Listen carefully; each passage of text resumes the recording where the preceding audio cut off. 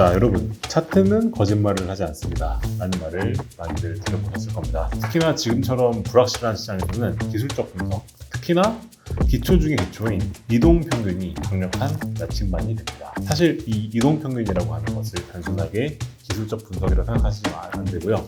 이것은 시장의 심리를 반영한 지표라고 보시면 됩니다. 오늘 영상에서는요, 이 이동평균이라고 하는 것이 우리에게 얘기해주는 시장의 심리, 그리고 이동평균과 주가의 위치가, 그리고 그것들이 의미하는 바, 반등과 추락, 기술적 시그널 해석 방법, 그리고 지금이 베팅할 타임이 맞는 것인지 함께 분석해 보겠습니다. 지금 확인해 보시죠.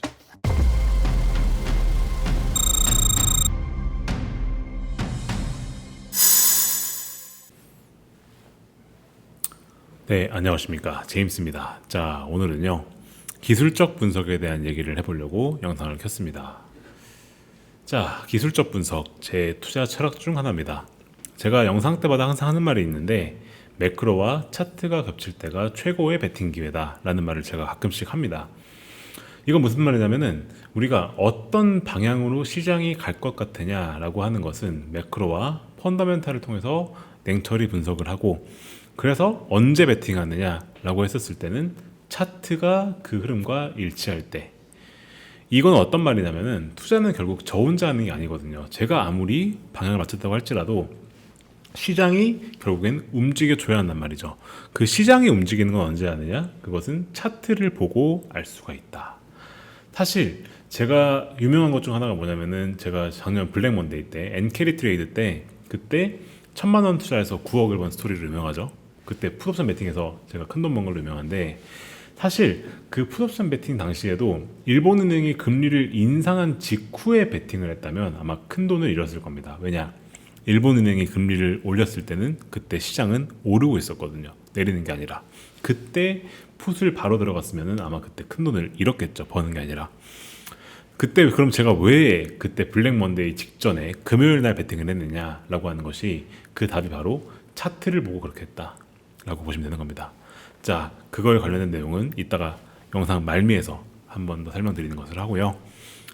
자, 이렇게 설명을 드리면은 많은 분들이 물어보십니다. 아, 그럼 제임스, 그러면 차트는 어떻게 보는 건가요? 라고 하는 거 많이 물어보시거든요. 오늘은 그거에 대한 답변을 좀 드릴까 합니다. 차트를 보는 건 저희가 기술적 분석이라고 부르죠. 그 중에 기본 중 기본은 무엇이냐? 이동평균이라고 하는 게 있습니다. 사실 저는 이 이동평균만 알더라도 거의 기술적 분석의 90% 정도는 마스터했다라고 봐도 될 정도로, 사실 저도 이동평균선 되게 많이 보고요. 이동평균선을 가지고 많이 매매하는 편이고, 나머지 지표들은 좀 보조적인 지표들을 많이 참고하는 편이죠. 그 정도로 아주 강력한 도구 중 하나예요. 근데 이 이동평균이라고 하는 것을 어떻게 우리가 이해하느냐, 그리고 이것을 우리가 어떻게 공부하느냐에 따라서 차트를 보는 관점이 완전 달라집니다. 일단 이동평균이라고 하는 것의 정의를 보겠습니다. 이거는 어떻게 정의되느냐? N일간의 주가 평균이다 라고 정의합니다. N일간 주가의 평균. 예를 들어서 5일 이동평균이다 하면 이거 무슨 말이냐? 이것은 최근 5일간의 주가를 평균 낸 값이다 라고 정의를 합니다. 예를 들어서 여기 이 차트의 그림 보시게 되면은, 여기 이게 5일 선이다 라고 정의가 되어 있죠. 그리고 이 당시에 요 값은 어떻게 계산되느냐? 적혀 있는 것처럼 최근 5일, 즉 이날, 이제 당일이겠죠. 전날, 전전날, 전전전날, 그리고 5일 전까지 해서 이날의 주가를 어떻게 한다? 평균 내서 이 값을 구하는 겁니다. 이걸 저희가 이동평균이라고 하죠. 그리고 이러한 이동평균을 매일매일 계산해서 이렇게 선으로 이으면 이게 뭐가 되냐? 이게 곧 이동평균선이 된다 라고 저희가 부릅니다. 여기까지는 교과서에 나오는 얘기죠. 자, 그러면 이 이동평균선이라고 하는 것이 우리가 어떤 의미를 갖는 것이고, 이걸 통해서 우리는 어떤 분석을 할 수 있느냐? 일단 기초부터 보겠습니다. 여기서 제가 가장 중요한 문구 하나 읽어드릴게요. 예를 들어서 미국 같은 경우에는 200일 이동평균선 가지고 많은 그 분석을 하거든요. 그랬을 때 이 200일 이동평균선이라고 하는 것은 어떤 의미를 갖느냐라고 하는 걸 먼저 보셔야 되는데, 여기 보이시는 것처럼 이 차트에서는 이 빨간색 선이 뭐냐면 200일 이동평균선이라고 저희가 부릅니다.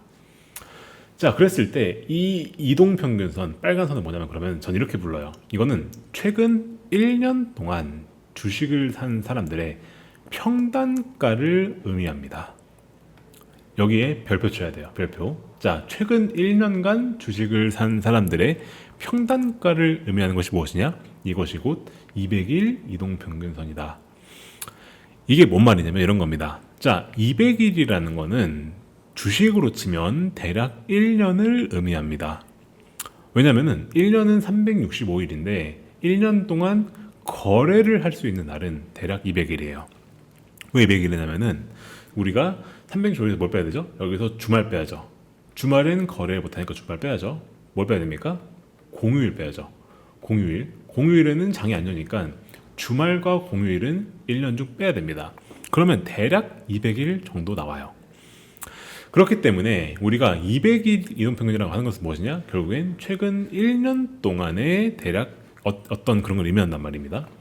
자, 그랬을 때 우리가 200일 동안의 주가의 평균이잖아요. 그럼 그게 무엇일까? 200일 동안 주식을 산 사람들의 평단가를 의미하는 겁니다. 즉 200일 동안 주가 평균이니까 뭐죠? 그것은 곧 최근 1년 동안 주식을 산 사람들의 평단가를 의미한다라는 거죠. 그러면은 우리가 200일 선보다 주가가 위에 있다는 뜻은 그럼 무슨 말이냐? 이것은 최근 1년 동안 주식을 산 사람들이 현재 수익권에 머물러 있다는 뜻이에요. 왜? 200일 평균선, 즉 200일 이동 평균은 뭐냐? 최근 1년 동안 주식을 산 사람들의 평균 가격을 의미하는 거기 때문에 그렇죠.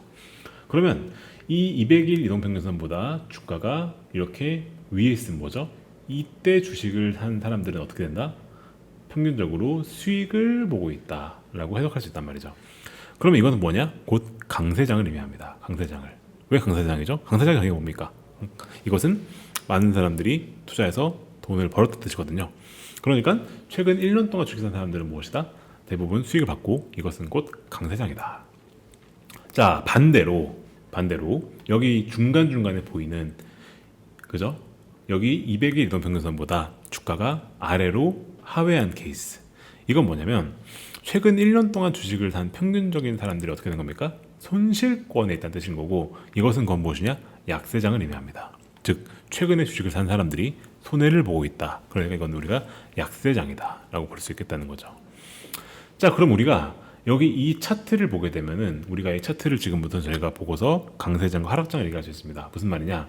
이 구간이지, 이 구간. 이 구간은 뭡니까? 200일 선보다 주가가 위에 있습니다. 무슨 말이죠? 최근 1년 동안 주식을 산 사람들의 평단가보다 주가가 높아요. 뭐죠? 대부분 사람들이 수익을 보고 있다. 즉 뭐죠? 강세장입니다. 근데 여기 차트의 말미를 보면 어떻게 되어 있습니까? 주가가 200일 선을 하향했죠. 하향 돌파했습니다. 이거는 뭐죠? 그러면 차트의 끝에서 200일 선을 주가가 하락 돌파했으면 이건 뭐다? 이거는 하락장으로서 전환을 해석할 수 있다. 즉 약세장으로의 전환을 의미한다 라고 볼 수가 있겠다는 거죠. 자, 지금 말씀드린 이 내용이 이동평균선 분석의 알파이자 오메가입니다. 즉 이동평균의 의미는 무엇이다? 최근 N일, 여기서 200일이겠죠? 200일, 즉 1년 동안 주식을 산 사람들의 평단을 의미하는 게 뭐다? 그게 이동평균이다 라고 하는 걸 이해를 하셔야 됩니다. 이거를 이해를 하고 안 하고에 따라서 이 이동평균을 바라보는 시각이 아주 드라마틱하게 바뀌고 해석의 정도가 차이가 납니다. 이 사실을 알았으면 지금부터는 저희가 약간 심화 분석을 해볼 수가 있어요. 자, 들어가 보겠습니다. 우리가 이평선 얘기할 때 일반적으로 저항선, 지지선이라는 얘기를 되게 많이 합니다. 자, 이건 무슨 뜻일까? 한번 하나씩 보겠습니다. 여기 동그라미 친 부분을 제가 한번 보겠습니다. 보시게 되면은 여기 동그라미 친 부분 어떻습니까? 여기는 여기 적혀 있는 것처럼 가격이 200일 이동평균보다 밑에 있었습니다. 그리고 이때 반등을 시도를 했죠. 그죠? 반등을 시도를 했죠. 그 반등을 시도를 해서 어떻게 됐습니까? 200일 선을 터치하기 직전 상황까지 갔어요. 그죠? 그랬을 때 여기서 만약에 주가가 이 200일 선에서 왔는데 여기서 어떻게 됐습니까? 200일 선을 못 뚫고 어떻게 했습니까? 다시 주가가 내리는 모습을 보이죠. 자, 이걸 저희가 200일 근처에서 돌파에 실패했다고 우리가 얘기를 해요. 그러면 이거는 무슨 뜻일까? 이건 어떤 의미를 갖는 것일까? 생각해보면 되는데 앞서 말씀드린 내용을 그대로 적용시켜 보겠습니다.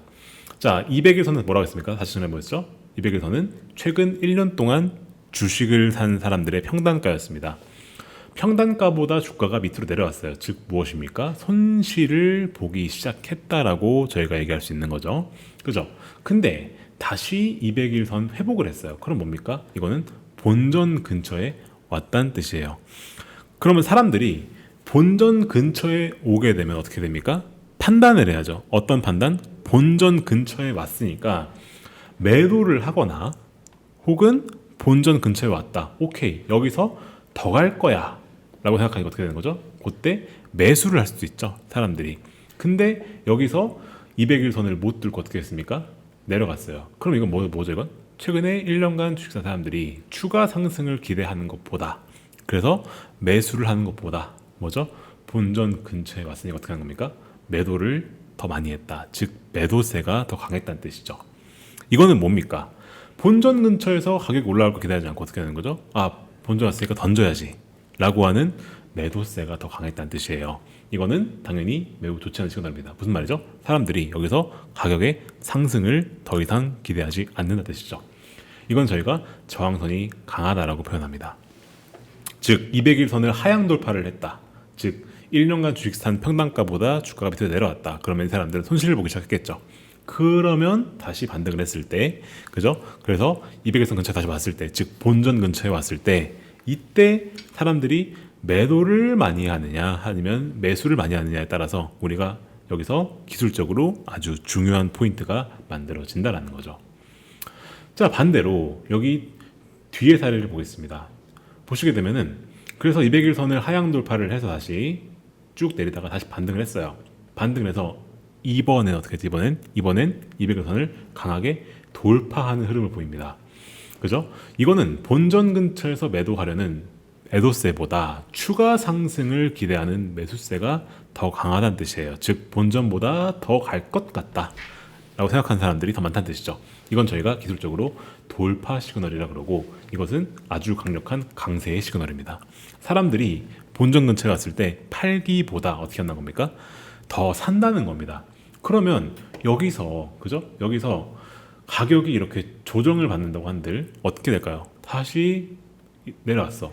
어떻게 할까? 사람들이 살려고 하겠죠. 그죠? 시간이 많이 안 지났으니까 그 심리가 안 바뀌었을 거란 말입니다. 뭔가 바뀌지 않는 이상이야. 그죠? 그러면 이때는 다시 이렇게 올라갈 가능성이 커진다라는 거죠. 이게 우리가 이 이동평균이라고 하는 것을 그죠? 최근에 그 이동평균선 기간 동안에 주식을 산 사람들의 평단가로 해석을 하면은 그죠? 이런 것들이 논리적으로 이해가 되기 시작하실 겁니다. 이거를 이해하고 보기 시작하면은 제가 말씀드린 내용 이외에 심화 분석들을 스스로 하실 수 있으실 거예요.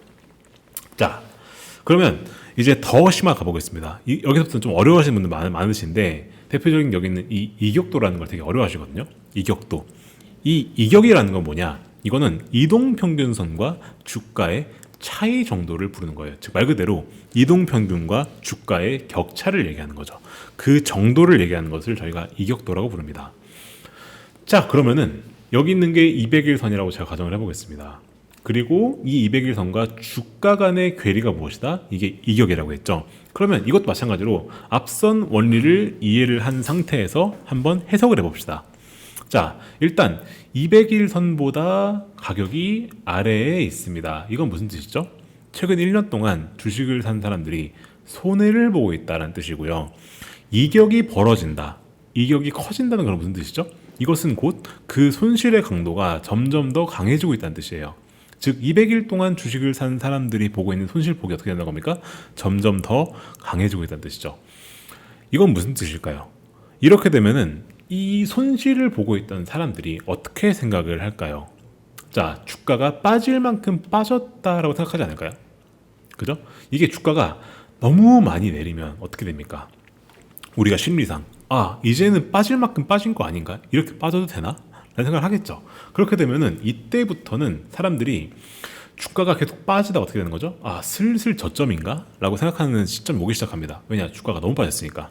그래서 이렇게 아래 그림 같이 이격이 심하게 그리고 빠르게 벌어진 경우 보시면 아시겠지만 이격이 꽤나 빠르게 벌어졌죠. 이런 경우에는 우리가 과매도로 인식이 되어서 이때부터는 저점 매수세가 들어올 수도 있겠다라는 시그널로 해석을 할 수가 있어요. 그래서 우리가 이격을 보고 이격이 얼마나 벌어졌는지, 이게 얼마나 빠르게 벌어지는지를 가지고 이제 대략 사람들의 심리가 이렇게 되겠구나 라고 하는 거를 생각해 볼 수가 있겠다는 거죠. 자, 반대의 경우도 마찬가지예요. 자, 여기 적진 않았는데 한번 보겠습니다. 그래서 이격이 벌어져서 반등을 해서 200일선 돌파를 했죠. 그리고 어떻게 됐습니까? 쭉 올라서 이격이 이번엔 위쪽으로 많이 벌어졌어요. 그럼 어떻게 될까? 너무 올랐는데 슬슬 수익 실현할까? 라는 생각을 이 사람들이 하겠죠. 즉 1년 동안 주식을 산 평균적인 사람들이 어떻게 할까요? 많이 올랐으니까 슬슬 수익 실현해야 되겠네? 생각할 수 있죠. 그래서 다시 팔기 시작합니다. 그래서 이격을 좁히는 거죠. 충분히 적당한 수준까지 가격을 낮춰버리는 겁니다. 이렇게 우리가 해석을 할 수 있는 게, 이렇게 해석이 가능한 게, 우리가 이동평균이라고 하는 것을 어떻게 최근에 그 기간 동안에 주식을 산 사람들의 평단가라고 하는 걸 해석하기 시작하면은 우리가 이런 해석들을 자연스럽게 할 수가 있게 된다라는 겁니다. 자, 그래서 결론 말씀드리면 거지까지 내용을 종합해 보면 차트와 기술적 분석에는 결국엔 사람들의 심리가 녹아 있습니다. 그리고 우리가 이동평균이라고 하는 거는 이유가 있어요. 그게 결국 사람들의 심리를 반영하기 때문에 그런 거죠. 그래서 우리가 이런 원리를 통해서 이 지표들이 그래서 차트에서 어떤 심리적 효과를 얘기하려고 하는 것인지를 이해를 하고, 그것을 충분히 이해를 한다면 우리가 얼마든지 다른 것에도 적용이 가능하고 다른 해석도 가능합니다. 예를 들어서 제가 지금 말씀드린 게 200일선만 말씀을 드렸는데 지금까지 얘기한 논리를 5일선, 10일선과 같은 거에 적용 가능해요. 자, 5일선은 뭐냐? 5일선은 1주입니다. 1주. 왜? 우리가 1주는 7일이죠. 7일에서 우리가 주말을 뺍니다. 그러면 뭐가 나옵니까? 그러면 정확히 5거래일 나오죠. 그래서 5일 이동평균선은 뭐냐? 최근 1주 동안 주가를 산 사람들의 평균적 단가입니다. 10일은 그럼 뭐가 될까요? 2주가 되겠죠. 그리고 우리가 20일은 그럼 뭐가 될까? 20일은 한 달을 얘기합니다. 한 달. 그리고 60일은 뭐냐? 세 달을 얘기해요. 세 달은 뭡니까? 세 달은 분기죠, 분기. 그죠? 분기. 그죠? 분기 동안 주식을 산 사람들의 단가가 되는 겁니다. 그래서 이렇게 다른 이동평균선에도 똑같은 내용을 적용을 할 수가 있다. 앞서 말씀드린 원리만 이해를 한다면 말이죠. 자, 그리고 지금부터 제가 앞서 말씀드렸던 매크로와 펀더멘탈 차트를 그래서 같이 봐야 되는 이유에 대해서 제가 다시 한번 말씀을 드릴게요. 그래서 우리는 어떻게 하느냐? 매크로와 펀더멘탈을 가지고 올바르다 생각되는 방향은 무엇인지 파악을 합니다. 그리고 그를 통해서 우리가 일단 방향이 무엇인지를 생각을 한 다음에 어떻게 하느냐? 그 다음에 차트를 통해서 시장의 심리를 파악을 하는 거죠. 예를 들어서 제가 저번에 블랙 먼데이 때 9억을 벌었던 그때 당시 상황 생각해 보시면은 어땠냐면 이렇게 됐어요. 주가가 쫙 올랐습니다. 그러니까 수요일에 일본은행이 금리를 올렸단 말이에요. 근데도 주가가 올랐어요. 언제까지? 목요일까지 올랐습니다. 근데 갑자기 금요일부터 주가가 쫙 빠지기 시작했어요. 근데 어떻게 되느냐? 그때 이동평균선들을 전부 다 이탈해 버렸습니다. 금요일날 주가가 세게 빠져서. 그러면 생각해 보겠습니다, 여러분들. 금요일 날에 순식간에 급락이 와서 이동평균선을 다 깨버렸어요. 그럼 어떻게 될까요? 그 순간 이때 샀던 사람들, 평균적인 사람 어떻게 되는 겁니까? 순식간에 손실권으로 어떻게 됐죠? 전부 다 전환해버린 겁니다. 원래 수익 보고 있던 사람까지도 손실권으로 전환해버린 거예요. 그러면은 엔캐리 트레이드 청산 우려가 나오기 시작해서 시장의 방향은 하방을 명백하게 가리키고 있는데, 그죠? 이 손실을 본 사람들이 갑자기 이 엔캐리 트레이드의 압박감을 이기고 갑자기 여기서 매수를 하기 시작할까? 그래서 지지를 하고 올라가기 시작할까? 혹은 여기서 더 내리꽂을 가능성이 클까? 생각해 봤을 때 저는 이게 확률이 더 높을 수 있다고 봤습니다. 그래서 그때 풋을 오버나잇 하는 판단을 한 거죠. 그렇게 해서 블랙 먼데이를 맞았고 그때 큰 돈을 번 겁니다. 이런 식으로 우리가 생각하는 게 이 차트와 매크로를 같이 보는 거예요.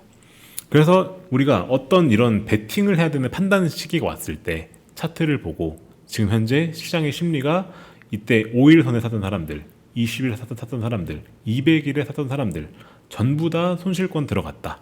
그럼 이 사람들이 과연 이 상황에서 반등을 노리고 다시 위로 볼까, 매수를 할까, 혹은 다음날 던질까 생각했을 때 이 프레셔가 세다면 당연한 말이겠지만 손실을 더 안 보려 하겠구나, 던지겠구나 라는 생각을 할 수가 있겠다는 거죠. 그래서 저는 그때 풋을까는 판단했던 거고, 그래서 이 둘이 같은 방향을 가리킬 때가 엄청난 수익의 기회고, 이때가 바로 우리가 강하게 베팅을 할 타이밍이다 라고 말씀을 드린다는 겁니다. 자, 오늘 내용이 이제 아마 이 기술적 분석에 대해 다루는 처음 내용일 것 같은데, 이 내용을 숙지를 하신 분들은 이제 앞으로 제가 다른 영상들에서 기술적 분석에 대해 얘기를 할 때 조금 더 이해하기가 수월해지셨을 겁니다. 그리고 이 내용이 여러분들에게 많은 도움이 됐으면 바라면서 저희 유튜브 채널 구독해 주시고 좋아요 눌러주시고 주변에 널리 알려주시면 감사하겠습니다. 네, 그럼 저는 오늘 여기서 인사드리는 것 하고 다음 영상에서 인사를 드리겠습니다. 감사합니다.